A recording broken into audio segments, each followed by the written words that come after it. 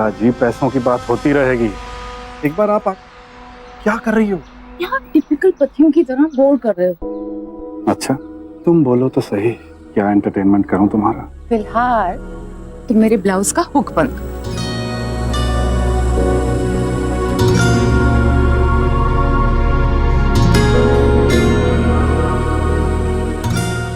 क्या कर रहे हो राजीव?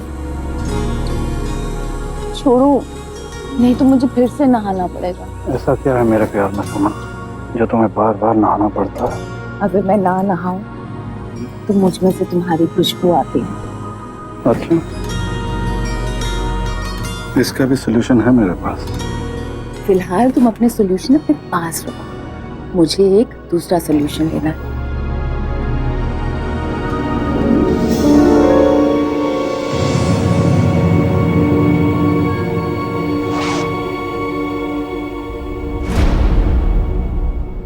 तुम ये क्या रोज रोज 5 बजे दवा खाती हो? ज्यादा मत खाया करो, कुछ साइड इफेक्ट हो गया तो। तुम तो प्रोटेक्शन यूज करते नहीं हो और मुझे मां नहीं बनना, इसीलिए मुझे तो अपनी प्रोटेक्शन लेनी पड़ेगी ना।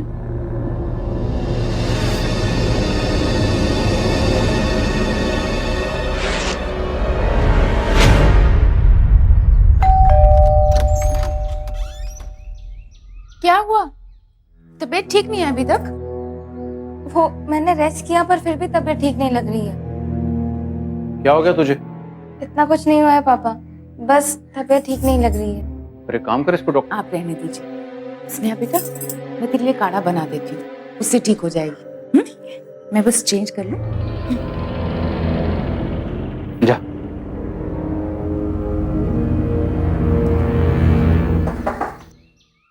सब कपड़े हाँ लिया।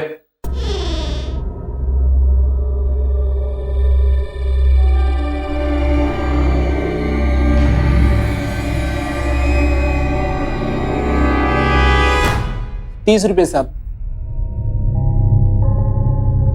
ये लो। खुले दो ना साहब। विकी, हाँ पापा, जा अपनी माँ से ₹30 छुट्टे ले आ। पापा प्लीज आप ले लो ना पापा प्लीज। बच्चे भी ना।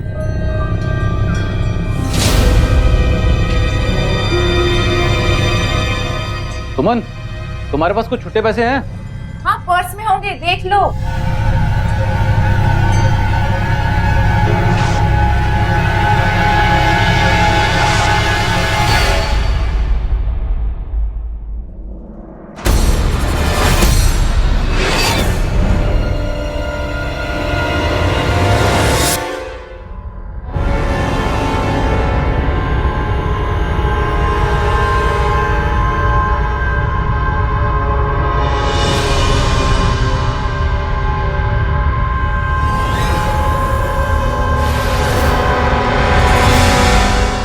ये ले।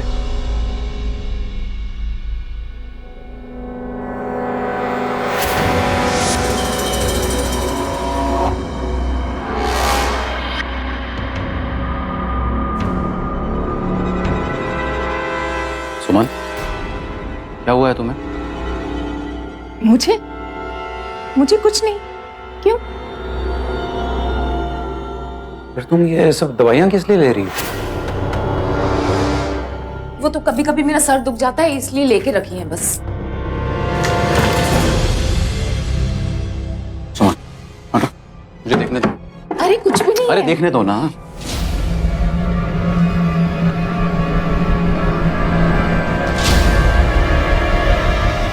ये तो बच्चा ना होने के लिए दवाई है ना। अरे हम तो ऑलरेडी प्रिकॉशन ले रहे हैं ना। देखो, तुम नाराज मत होना। अरे यार पहेलियां मत बुझाओ, जो मैं पूछ रहा हूँ उसका सीधा सीधा जवाब दो। हाँ, ये दवाइयां बच्चा ना होने की हैं। जिद मत करो। देखो तुम्हें कुछ ना ही पता चले तो अच्छा है।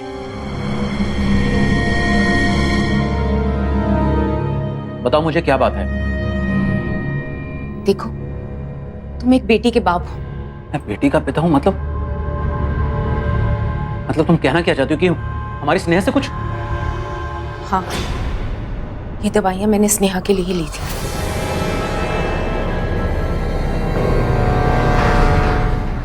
वो कुछ दिनों से जो वो डल सी दिखाई दे रही है, बीमार नहीं है। एक्चुअली पिछले हफ्ते जब मैं घर जल्दी आ गई थी तो मैंने उसे एक लड़के के साथ देखा था और फिर उसके पीरियड्स भी मिस हो गए।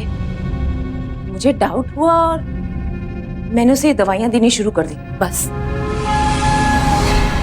और तुम ये बात मुझे अब बता रही हो? माधव बच्ची है वो, गलती हो गई उससे और मैंने उसे समझा दिया है। देखो मुझे पता है तुम स्नेहा से ये बात नहीं कर पाओगे, लेकिन प्लीज तुम उसके सामने एकदम नॉर्मल रहना। उसे प्लीज पता नहीं चलने देना कि तुम्हें कुछ पता है। प्लीज कसम खाओ मेरी, प्लीज।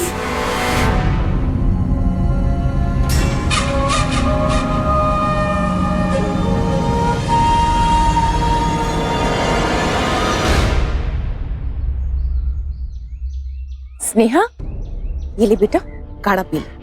ये तो बहुत ही ज्यादा कड़वा होता है। मुझे पता है कड़वा होता है, तभी तो इसमें असर होता है। चल पी लो, शाबाश।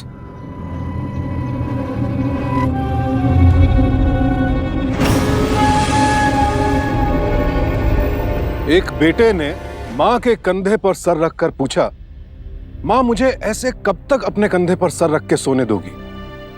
माँ ने कहा, बेटा जब तक तू मुझे कंधे पर न उठा ले। माँ एक छोटा सा शब्द है, लेकिन इसका विस्तार भगवान तक है। पर यहां तो एक माँ ने अपना कुकर्म छिपाने के लिए अपनी बेटी को ही कलंकित कर दिया। सुमन ने बड़ी आसानी से अपने पति को झांसे में ले लिया, क्योंकि एक पिता अपनी बेटी से खुलकर बात करने में संकोच कर गया। काश के माधव ने यह चूक न की होती। जो औरत एक गैर मर्द से रिश्ता बनाए रखने के लिए अपनी बेटी को ही मोहरा बना दे, उसकी नजरों में पति और परिवार की क्या अहमियत है, ये तो आपने देख ही लिया। लेकिन अवैध संबंध की ये चिंगारी इस घर को और किस हद तक झुलसाने वाली है, इसका अंदाजा शायद इनमें से किसी को भी नहीं है। खतरा बड़ा है, क्योंकि अपराधी खुद घर के भीतर मां और पत्नी की शक्ल में मौजूद है।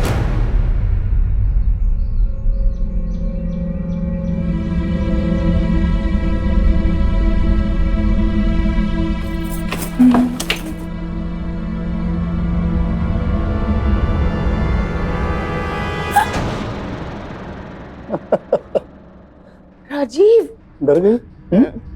छोड़ो मुझे, मैंने कहा छोड़ो मुझे। क्या बात है, बड़े नखरे दिखा रहे हैं? आज के बाद ना तुम हाथ मत लगाना मुझे, जब तक तुम प्रोटेक्शन यूज नहीं कर लेते। अच्छा, तुम्हें पता है ना मुझे प्रोटेक्शन पसंद नहीं। तुम्हें पसंद नहीं, भले मैं मर जाऊं। कल माधव ने मेरे बैग में टैबलेट्स निकली थी, मेरी तो जान निकल गई थी। फिर क्या हुआ?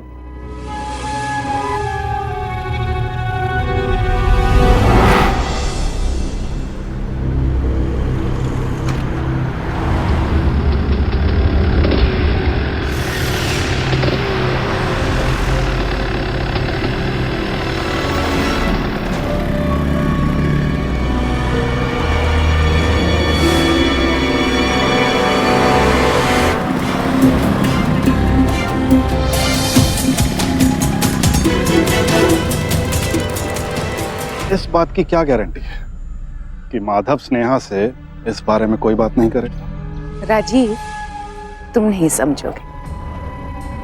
तुम्हारा बेटा है ना, बेटी नहीं। कोई भी बाप अपनी जवान बेटी से ऐसी बात नहीं कर सकता।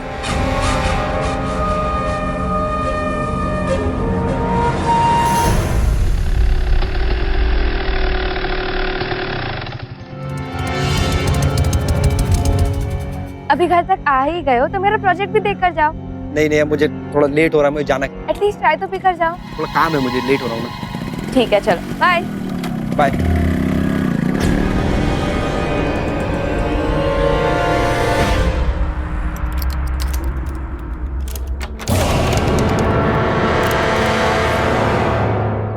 पापा आप घर जल्दी आ गए?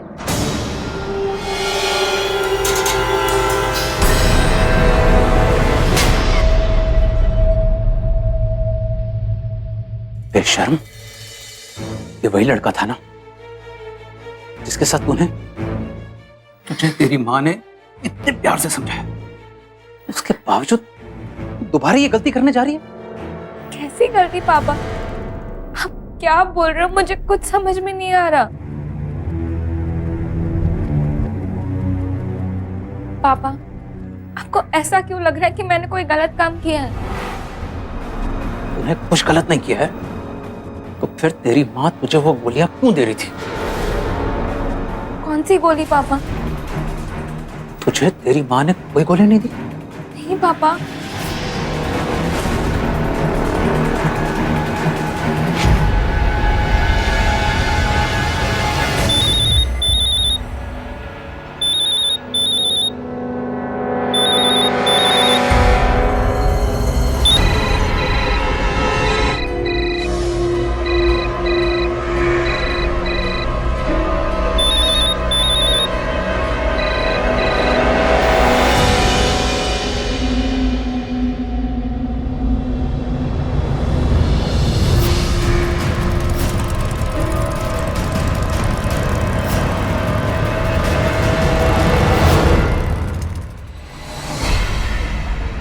सुनो, राजीव अंदर है ना? राजीव साहब तो नहीं है, वो तो आरआरए कॉलोनी गए। और सुमन? सुमन मैडम तो सुबह आए थे और चले गए। कुछ पता है कहाँ गई है? ये तो नहीं बताया साहब।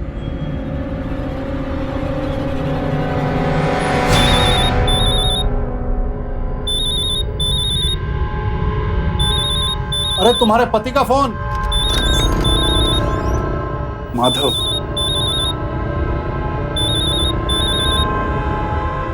हेलो, कहाँ हो तुम? ऑफिस में क्यों?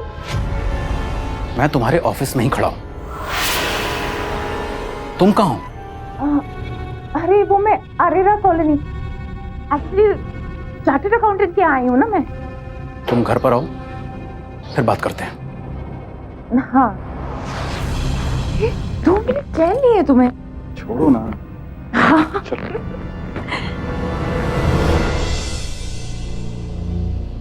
अरेरा कॉलोनी में अकाउंट का ऑफिस कहाँ पर है? वहां तो कोई अकाउंट्स का ऑफिस नहीं है साहब। राजीव का जो दूसरा घर है वो अरेरा कॉलोनी में है ना, जहां पर न्यू ईयर की पार्टी हुई थी? हाँ साहब, उधर ही है।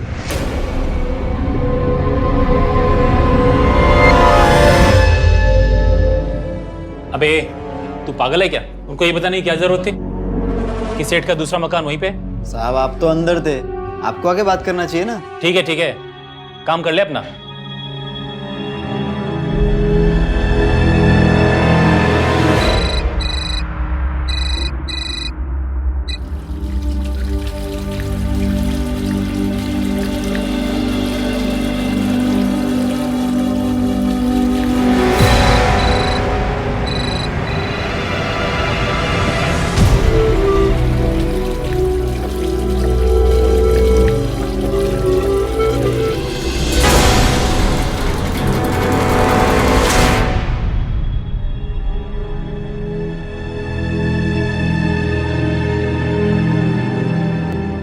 हेलो सर, वो सुमन मैडम के पति वो आपके अरेरा कॉलोनी वाले घर पे आ रहे हैं। क्या? कितनी देर हुई है? जी अभी निकले हैं। हेलो सुमन, सुमन, जल्दी करो। अब क्या हुआ? अरे तुम्हारा पति यहीं आ रहा है। ये लो, जल्दी कपड़े पहनो और निकलो यहां से। ये क्या किया तुमने?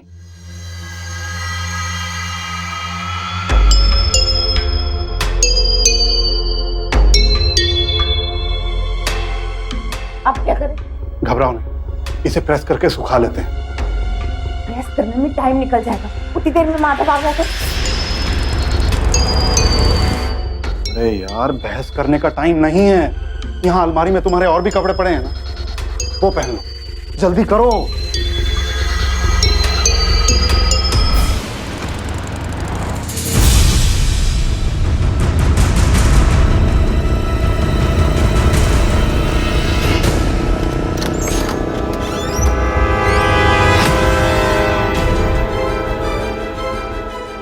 Madhav,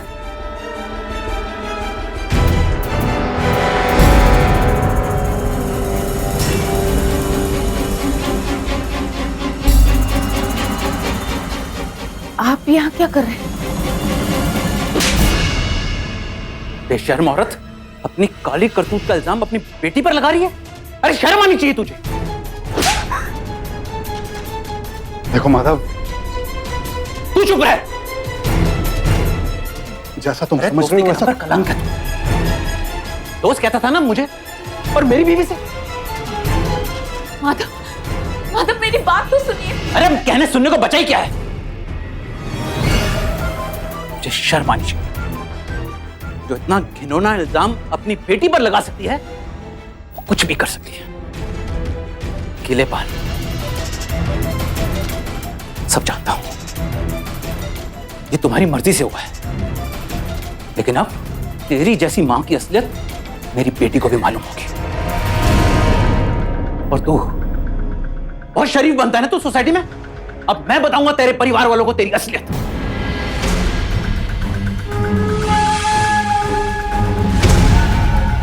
Madhav,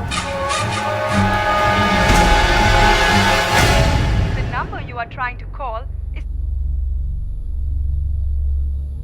The number you are trying to call is currently not reachable. मामा, क्या हुआ? तुम दोनों इतना परेशान क्यों हो? मामा वो पापा फोन नहीं उठा रहे हैं और अभी तक घर भी नहीं आए। घर नहीं आए? कहाँ गए होंगे? विकी, तू उनके ऑफिस में पता कर, उनके दोस्तों के पास पता कर, शायद वहां कहीं गए होंगे। जल्दी जा बेटा,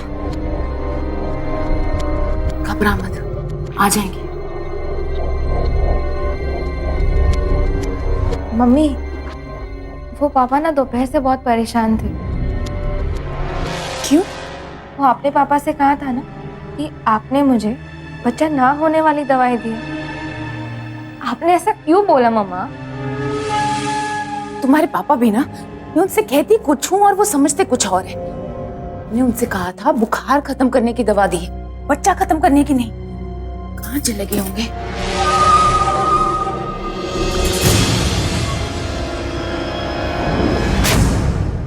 ले भाई, जा ऐश कर और देख, रात भर जो करना है करो, लेकिन सुबह 10 बजे के पहले निकल जाना। 10 बजे पहले? ये ले रख, कम है, संभाल लेना तुम। तू सुधरेगा नहीं।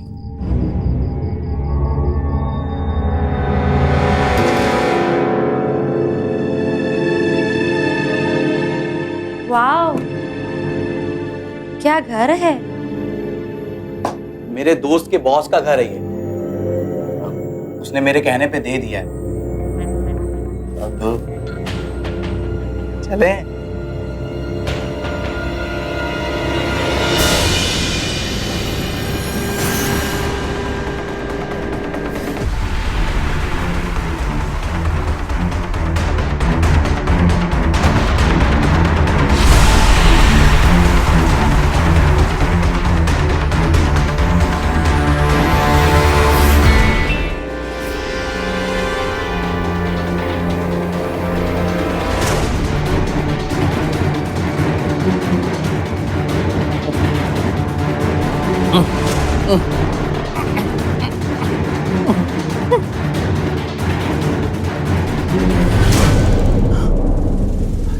मेरी मदद करो प्लीज, मुझे खोल दो। कौन हो भाई? और यहाँ ऐसे? डरो डरो मत। पुलिस को फोन कर दो। पुलिस के चक्कर में मुझे नहीं पड़ना है। मेरे बेटे को कम से कम एक फोन कर दो प्लीज प्लीज। हमें इस पचड़े में नहीं फंसना, हम नहीं करते। मत करो।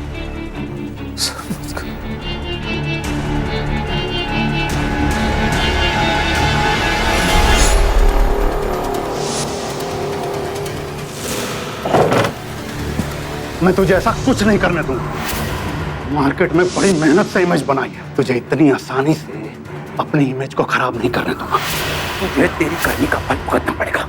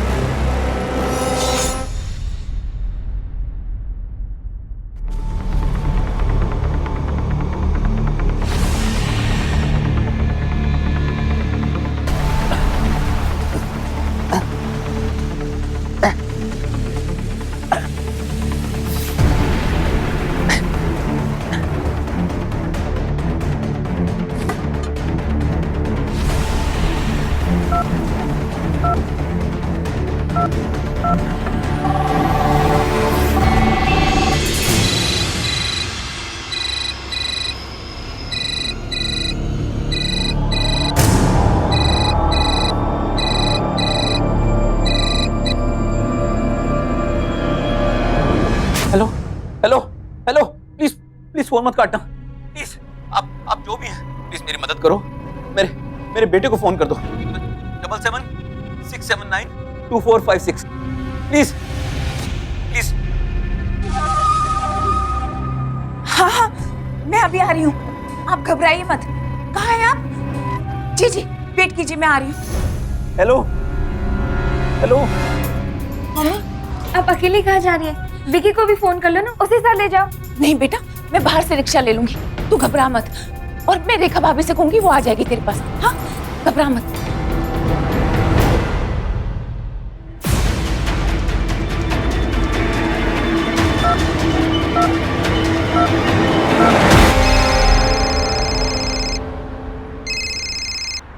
Hello hello Vicky.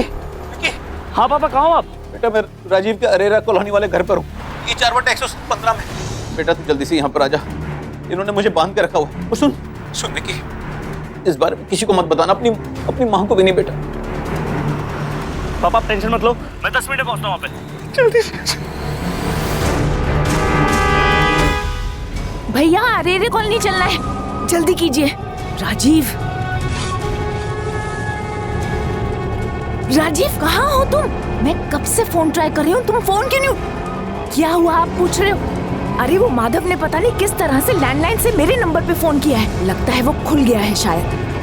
इससे पहले कि वो वहां से भाग जाए, तुम जल्दी वहां पहुंचो। हाँ, मैं रिक्शा से आ रही हूँ, जल्दी भैया, जल्दी चलाइए ना।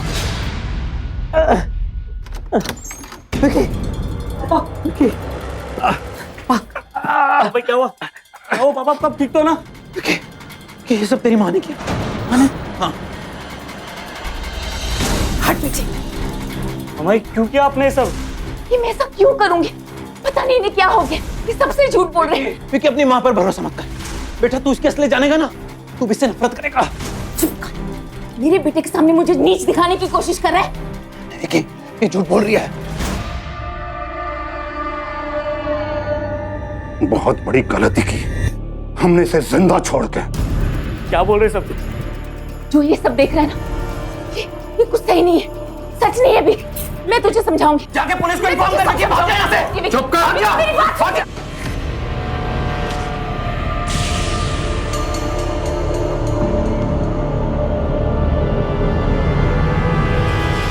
मेरी बात समझने की कोशिश करो, मैं माँ हूँ तुम्हारी।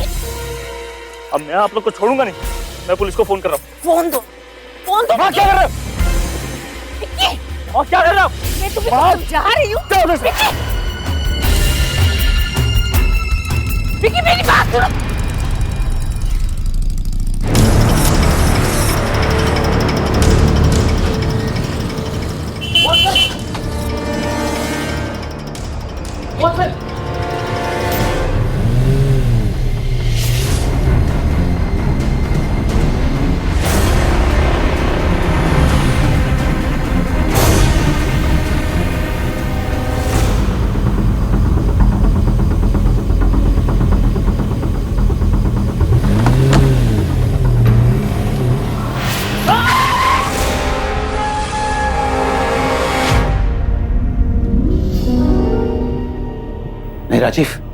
राजीव नहीं, देख तू गलत कर रहा है, तू बच नहीं पाएगा राजीव। नहीं राजीव,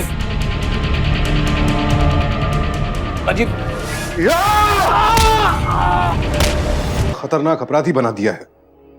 ये दोनों कोई पेशेवर गुनाहगार नहीं थे, लेकिन अवैध संबंध एक सामान्य इंसान को भी गुनाह के रास्ते पर ले आते हैं। धोखे की बुनियाद पर खड़ा यह रिश्ता वो कुव्वत रखता है कि सब कुछ तबाह कर दे। सुमन अपने पति को तलाक देकर उससे अलग हो सकती थी। तलाक के बाद बच्चों के साथ सामान्य रिश्ता रखना भी उसके हाथ में था, लेकिन नहीं, उसने समाज की नजरों से बचने के लिए अपराध और हत्या का रास्ता चुना। ऐसे अवैध रिश्तों की आग को हवा देने वालों को समाज में किसी भी स्तर पर सहानुभूति नहीं मिलनी चाहिए। क्या एक पत्नी के लिए अपने पति का प्यार कोई अहमियत नहीं रखता? क्या नाजायज रिश्ता उस बेटे से भी बड़ा है जिसे सुमन ने अपनी कोख से जन्म दिया है? अपने कुकर्म पर पर्दा डालने के लिए और किस हद तक जाएगी सुमन? और क्या होगा स्नेहा का, जो अब तक अपनी मां पर अंधा भरोसा कर रही है? टेंशन लेने की कोई बात नहीं, पापा आते ही होंगे ना, अभी कुछ नहीं होगा पापा को। मम्मा पापा के बारे में कुछ पता चला? बेटा, तेरे पापा हमें छोड़कर चले गए। क्या? कहाँ चले गए पापा? पता नहीं, फोन पे कह रहे थे मैं कभी वापस नहीं आऊंगा, मुझे ढूंढने की कोशिश मत कर। पर पापा ऐसे कैसे चले गए? हाँ, ऐसे क्या हो गया भाई साहब को? माधव ने मार्केट से बहुत कर्जा ले रखा था, लेकिन वो चुका नहीं पा रहा था। शायद इसी वजह से कहीं चला गया।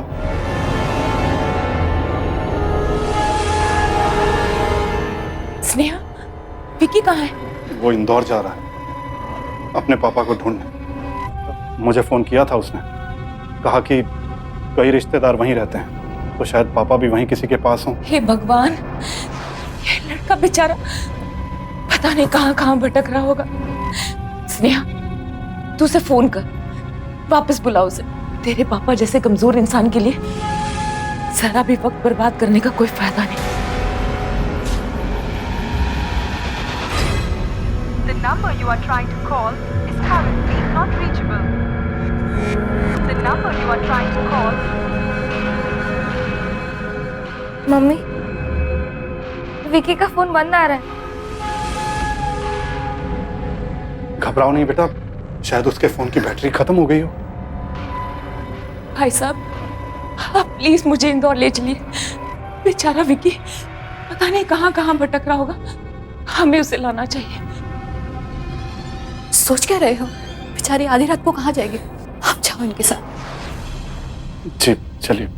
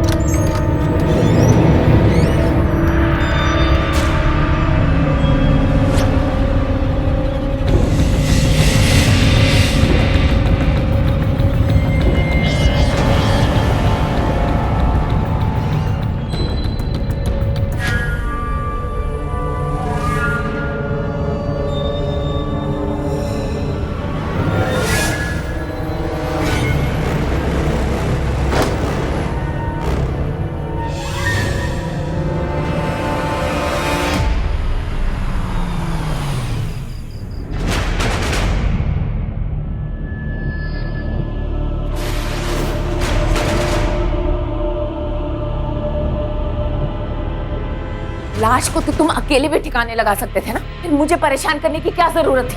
तुम साथ रहोगी तो चेक पोस्ट पर पुलिस वाले शक नहीं करेंगे, कुछ समझा करो।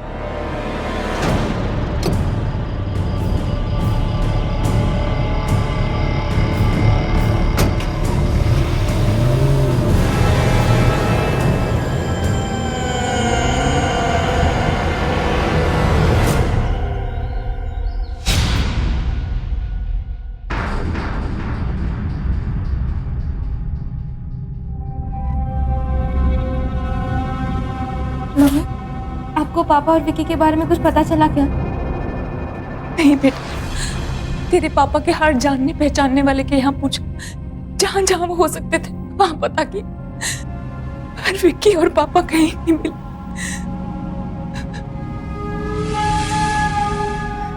भाभी, आप कल रात से हमारे लिए परेशान हैं, आप प्लीज थोड़ा आराम कर लीजिए। नहीं आंटी, ऐसी कोई बात नहीं है। नहीं बेटा, आप लोग जाओ।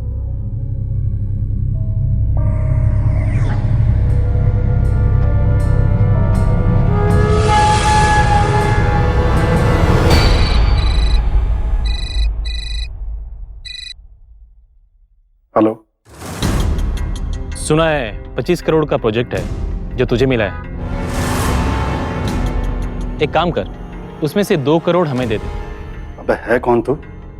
मैं तुम्हारे और फांसी के फंदे के बीच की कड़ी हूँ। क्या बकवास कर रहा है बे?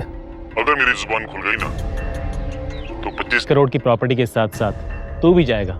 तू है कौन पहले ये बता, फिर देख।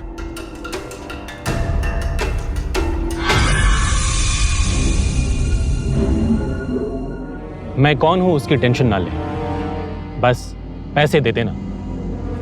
वरना तुझे जो करना है कर, मैं तेरी धमकी से डरने वाला नहीं, समझा? चल फोन रख।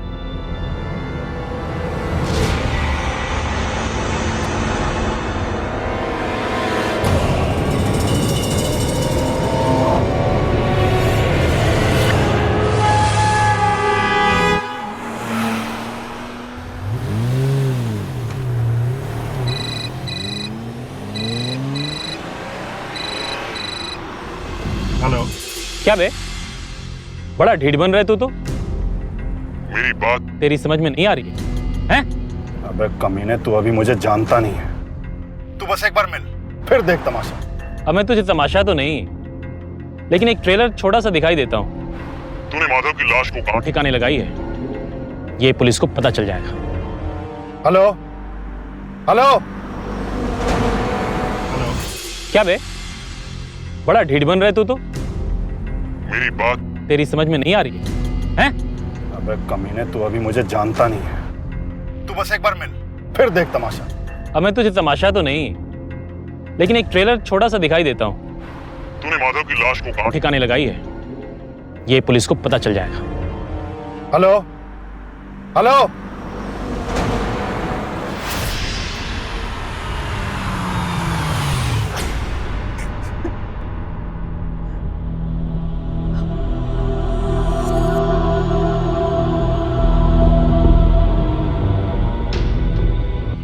प्लीज मुझे जाने दो, प्लीज प्लीज।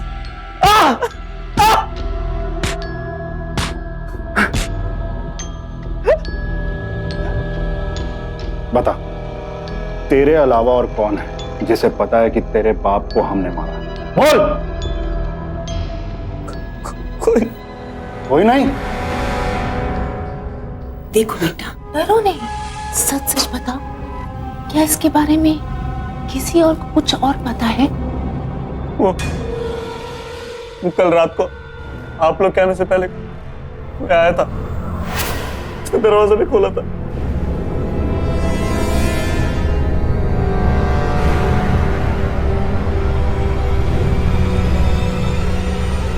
अबे चल। सर क्या हुआ सर? अरे चल ना। बताइए तो क्या बात चल, है? हाथ ऊपर कर, हाथ ऊपर कर। क्यों सर, क्या बात है? सर कुछ नहीं है, फोन है मेरा।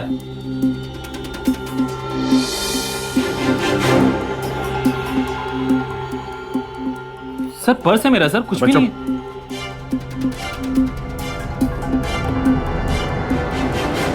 अबे ये चाबी मेरे अरेरा कॉलोनी वाले बंगलों की है ना? हाँ, आपने ही तो दी थी सर। अबे मैंने कब दी? हाँ? मुझे अच्छे से याद है। हाँ? झूठे। सर और कुछ भी नहीं है सर, सर कुछ नहीं होता। अरे अबे दो फोन किस लिए भाई? वो सर नेटवर्क की प्रॉब्लम होती है ना, तो इसलिए रख लिया 2 फोन। सर क्या कर रहे हो? इधर आ, इधर आ। हाँ?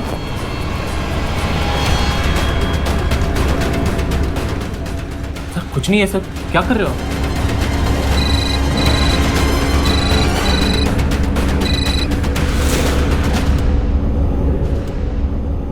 तू मुझे ब्लैकमेल कर रहा है?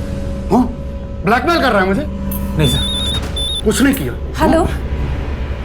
जी सर, मैं आती हूँ। क्या हुआ?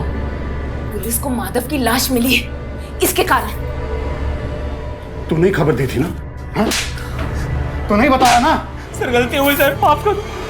क्यों माने मत? राजीव, राजीव, अरे अब सोमू को फोन करो। अबे कहाँ है तू? मेरे कैबिन का दरवाजा खोल। हेलो। स्नेहा, मेरी बात ध्यान से सुनो। तुम्हारे पापा को तुम्हारी माँ और राजीव सेठ ने मिलकर मार डाला है। क्या बकवास कर रहे हो तुम? और कौन हो तुम? मैं राजीव सेठ के यहाँ काम करता हूँ। देखो, तुम्हारा भाई अभी तक जिंदा है और इस वक्त वो राजीव सेठ के अरेरा कॉलोनी वाले घर में बंधक है। तुम कैसे भी करके जल्दी से उसे बचा लो, वरना देर हो जाएगी। अगर तुम्हारी माँ और राजीव सेठ जेल नहीं गए तो वो लोग मुझे भी मार डालेंगे। प्लीज जल्दी से कुछ करो।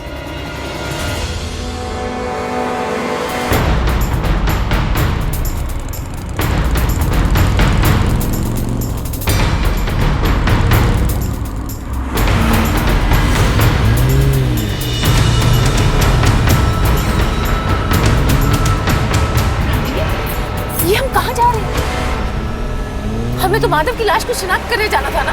पहले तुम्हारे बेटे को वहां मार के ठिकाने लगाना होगा।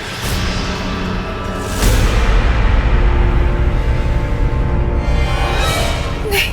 हाँ, क्योंकि वो कमीना जय भाग गया और उसने तुम्हारे बेटे को वहां देखा है। वो हमें फंसा सकता है।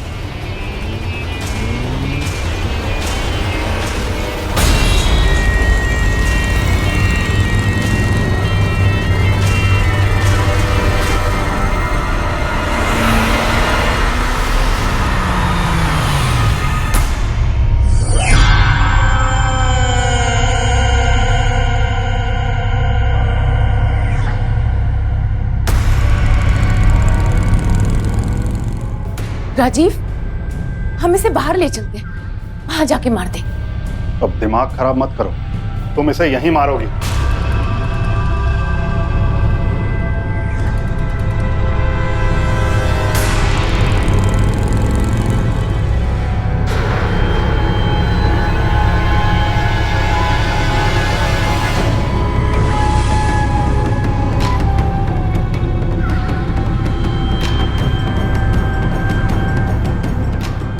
मम्मा नहीं, प्लीज मम्मा, मम्मा मैं आपका बेटा, मम्मा आप ऐसे क्यों कर रहे हो?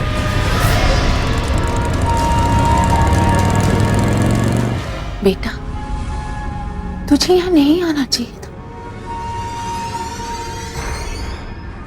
सारी गलती तेरी। अब अगर तुझे नहीं मारा तो तू सब बर्बाद कर देगा।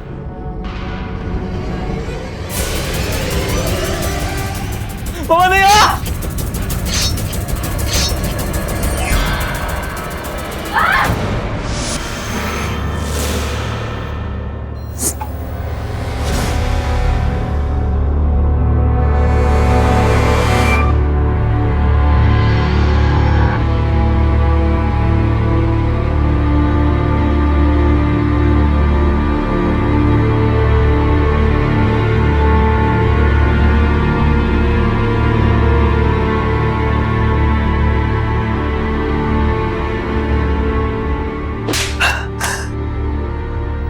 ये क्या कर दिया आपने माँ? अपने ही बेटे को मार दिया। क्यों माँ? क्यों मारा विक्की को? क्या हासिल करना चाहती थी आप? ये आपको और राजीव अंकल का है नाजायज रिश्ता? इसलिए आपने पापा और विक्की को मार दिया। बोलो माँ, क्यों मारा विक्की और पापा को? क्यों?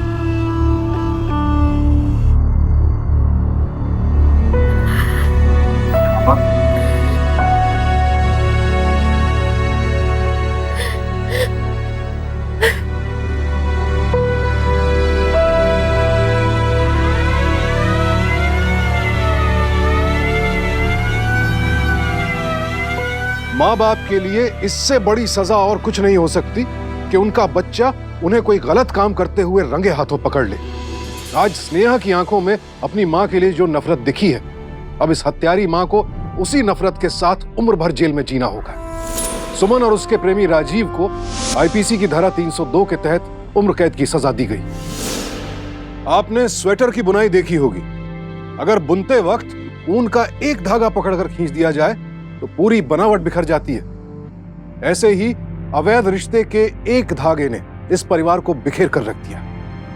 अपराध गलती से नहीं होता है, सोच समझकर अंजाम दिया जाता है। जब सुमन और राजीव के रिश्ते का सच सुमन के पति के सामने खुल गया था, स्थिति उस वक्त भी संभाली जा सकती थी, लेकिन इन दोनों ने अपराध का रास्ता चुना। सही चुनाव अक्सर मुश्किल होता है और यही वो बारीक सी लकीर है जो एक भले इंसान को क्रिमिनल से अलग करती है। अपनी गलत इच्छाओं पर काबू रखिए, वरना सब कुछ बिखरते देर नहीं लगती। सावधान इंडिया।